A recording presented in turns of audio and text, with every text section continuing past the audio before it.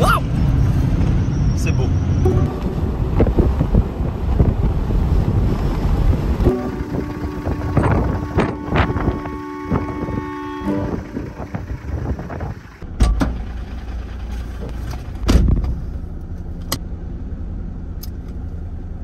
Bienvenue dans une nouvelle vidéo. On se retrouve dans les Lofoten, ce qui est censé être le plus beau paysage depuis le début du trip, parce que les Lofoten c'est vraiment un peu le summum de la Norvège.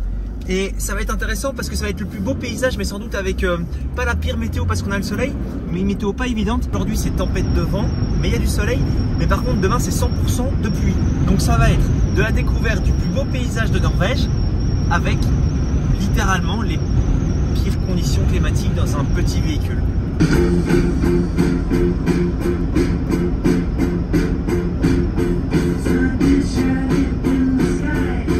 Alors les Lofoten, ça se trouve dans le nord de la Norvège. C'est vraiment un enchaînement de presqu'îles et d'îles, parce qu'il y a des îles qui sont seulement reliées par des ponts qui sont hyper connus, hyper touristiques. Et je dois être honnête que j'ai complètement hésité de venir jusqu'ici parce que c'est quand même pas tout proche, c'était plus ou moins sur le chemin du retour.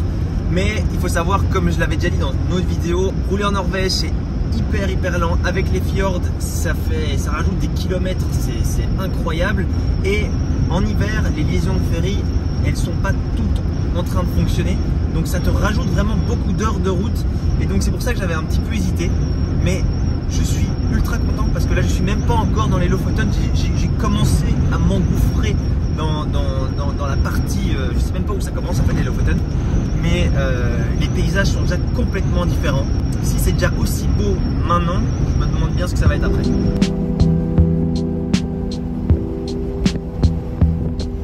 En fait, le plus fascinant dans les Lofoten, c'est le fait que tu as vraiment des crêtes de montagne, des sommets de montagne qui tombent dans l'eau. Tu as vraiment l'impression qu'on est en train de voyager de sommet en sommet et que là où il y a de l'eau, à mon avis, il doit y avoir peut-être des centaines de mètres de profondeur, et parce que la montagne elle est sous l'eau en fait.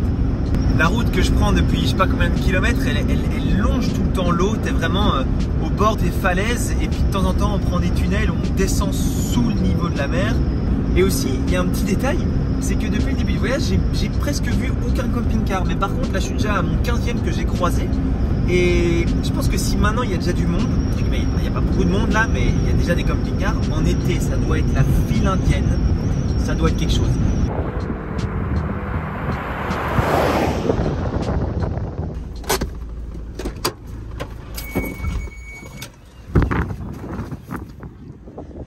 Je viens d'arriver à Nusfjord. Nusfjord, c'est un petit village qui est protégé par l'UNESCO. Tellement qu'il est beau, c'est un petit village de pêcheurs qui est vraiment entre les falaises. Et je suis arrivé juste pour le coucher de soleil. Je sais pas si on le verra d'ici, mais les couleurs des bâtiments, les couleurs des maisons, c'est vraiment une ambiance que tu viens chercher dans les fjords. En fait, c'est vraiment... si j'imaginais bien un truc à voir dans les fjords, c'était le paysage que j'ai juste devant moi. En vrai, hein, là c'est un parking à mon avis où en été ça doit être le bordel. Mais c'est pas mal, hein, ils font sécher les poissons, j'imagine en été aussi sur ce genre de truc. Et je peux te dire qu'à mon avis avec l'odeur, il ne doit pas y avoir grand monde. Il doit avoir même envie de se garer juste là.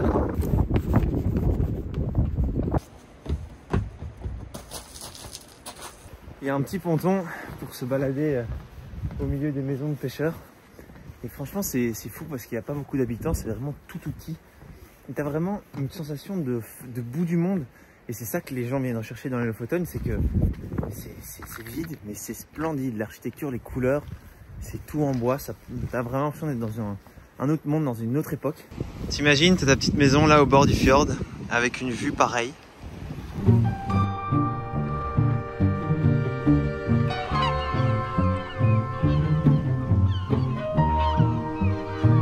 Je pense que sincèrement, c'est la plus belle route et le plus beau village de pêcheurs que j'ai jamais vu. En tout cas, c'est des paysages tellement différents que tu n'as vraiment pas l'habitude de voir ici en Europe. C'est bluffant. Ah ouais, imagine là, tu as ton petit hôtel, tu as la terrasse avec ton petit bain nordique et tu as la vue. Fou! J'ose pas imaginer combien ça doit coûter par contre.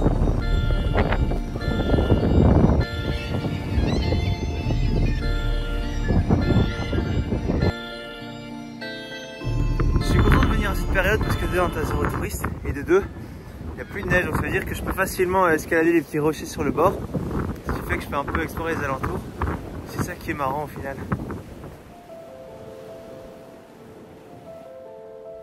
Imagine ta petite cabane en bois sur le bord de l'eau. Je pense que tu vis dans un rythme complètement différent, quoi. C'est tellement paisible d'être ici. J'ai le coucher de soleil qui commence à attaquer. Les nuages commencent à devenir un petit peu rouges, ça donne vraiment une super chouette ambiance. Je pense que je vais rester ici pour admirer tout ça. Là, c'est vraiment quelque chose. D'ailleurs, j'ai profité de ce petit moment pour vous remercier, vous qui commentez, qui êtes abonnés à la chaîne, qui regardez les vidéos, qui me supportez sur Patreon, etc.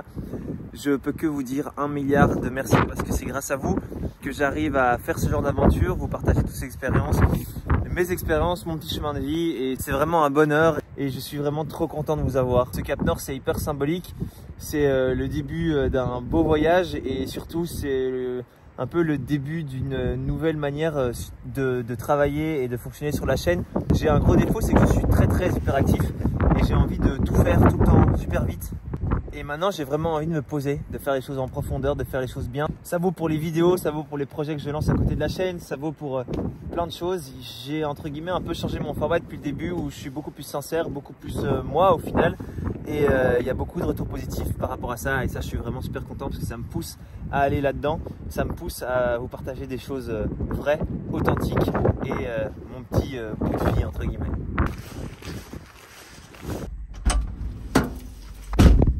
Oh, on fait froid.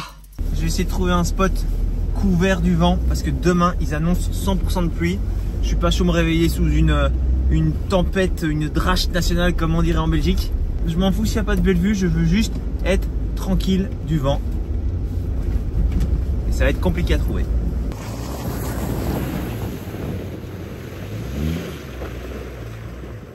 Je me suis trouvé un petit spot bien tranquille. A priori, coupé du vent, en tout cas pour maintenant, donc je suis très content.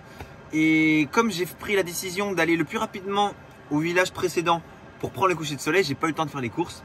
Donc tu le vois venir ce soir. Vaut mieux profiter du coucher de soleil ou passer le temps durant le coucher de soleil au supermarché en train d'acheter de la nourriture? Non, c'est pas comme ça qu'on fait, je suis désolé. Ça fait une demi-heure que je retourne tout le 4x4. J'ai perdu mon briquet. Sans briquet, je peux pas allumer le gaz. Sans briquet, je ne peux pas manger. Sauf si je trouve une solution.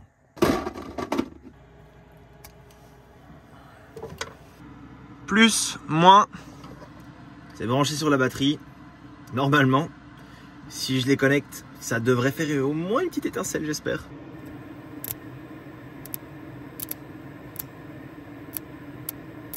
Allez! Oh! Allez! Non! Oh oui! Wouhou! C'était pas intelligent, c'était pas malin. J'ai une partie de ma capillarité de ma main qui est partie, mais au moins maintenant je peux cuisiner. Eh ben, je trouve que pour quelqu'un qui n'avait pas de briquet, qui n'avait pas d'huile d'olive et qui a utilisé l'huile de tomate séchée en conserve, qui n'a pas fait les courses, je me débrouille pas mal.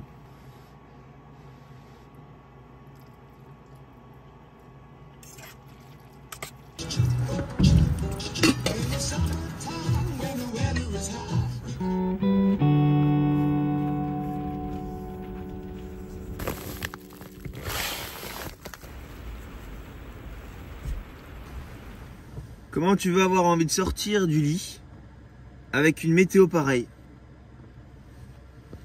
Il y a plein de vent, et encore je suis protégé. Il pleut, mais normalement ça devrait se dégager d'ici quelques heures.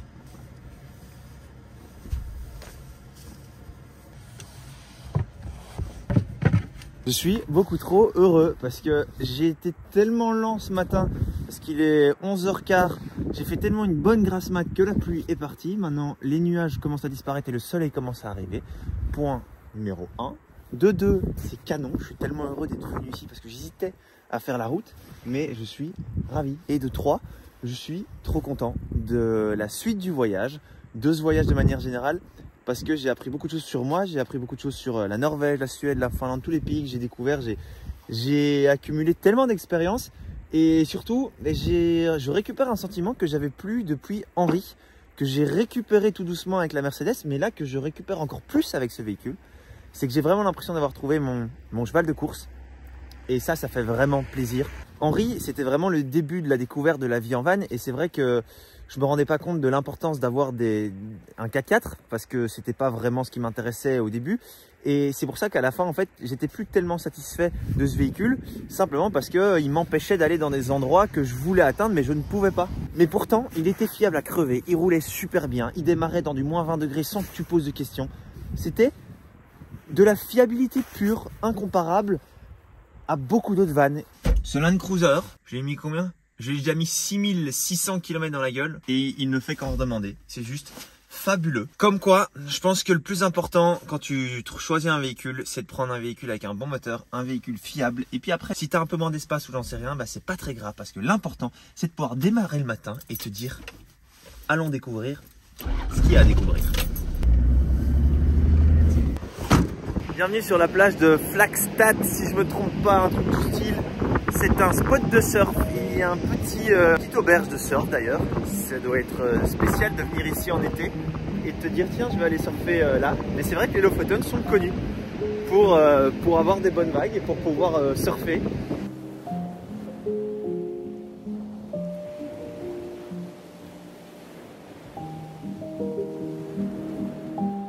Il y a un gars qui est en train de surfer. Je suis en train de me geler sur le bord de l'eau, mais alors lui, ouf, il doit être motivé. Hein. Oh là là là là là là là là. Le gars se fait plaisir alors qu'il y a un ressenti de moins 1 degré.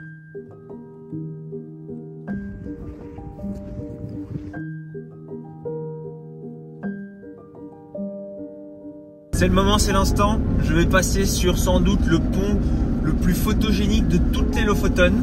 Alors c'est marrant parce que je l'ai déjà vu tellement de fois sur les réseaux sociaux. Bon, je sais pas, tu sais jamais vraiment à quoi t'attendre, mais c'est marrant de le faire une bonne fois pour toutes.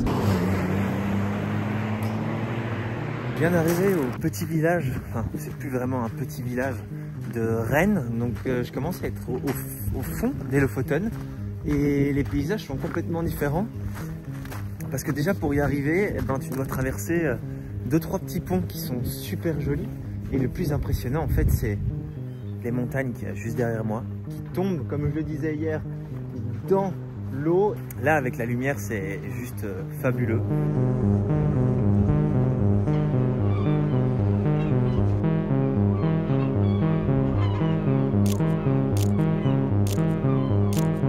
Ici parce que l'ambiance qu'il y a dans les Lofoten c'est hors norme. Je pensais que c'était surcoté. Bah non, en fait il faut venir à cette période, il faut se glisser entre les gouttes, entre le vent. Mais par contre si tu as de la chance d'avoir du soleil comme j'ai là maintenant, tu auras la meilleure expérience, sans personne, pouvoir profiter des paysages. Et ça, c'est tout ce qu'on veut.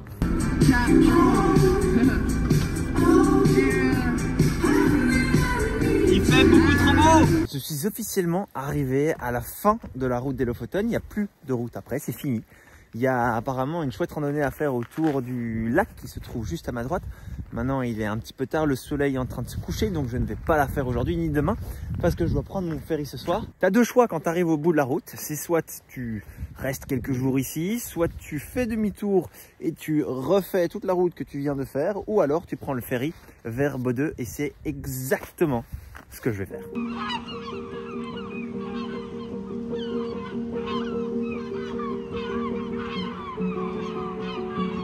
Je suis dans la file pour le ferry. Le ferry est là.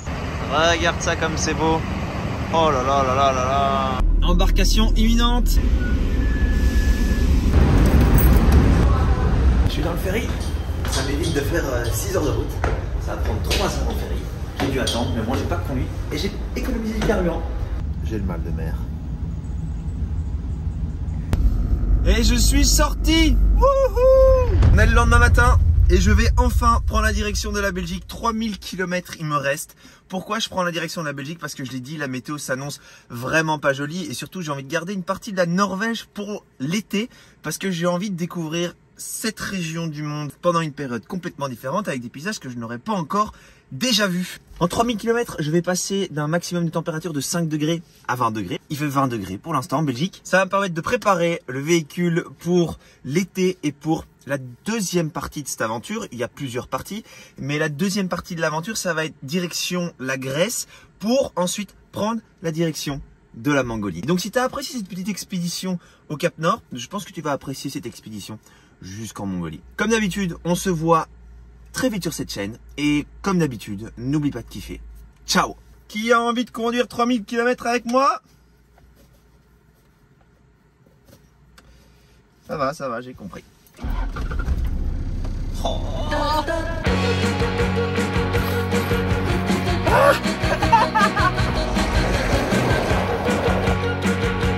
Voiture, sauna.